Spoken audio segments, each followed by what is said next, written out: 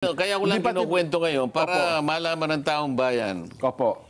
na ang Pangulo, wala siyang gusto, hindi niya sinabi na wag mo kong unahan. Hindi, nandun ako, kami dalawa nag-usap. O, yan. Para magkaalaman na tayo. Ibig sabihin seryoso pati ang Pangulo. Seryo, siya nga nagbigay sa akin ng ng USB.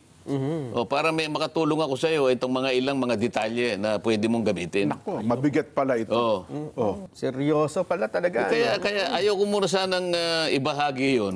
Alam niyo naman ako, hindi naman ako makwento eh. Opo. Kasi yung mga iba diyan po, hindi Iba kasi hindi pa nakausap, nakausap ko si ganito. Yun ang mabigat. Numero 1 pa lang nagbigay ng unang tulong sa iyo. Baka sabihin nila, hindi naman nagsasabi ng totoo si Kong, hindi totoo. Tanungin mo si Congressman Sandro. Nakaharap siya.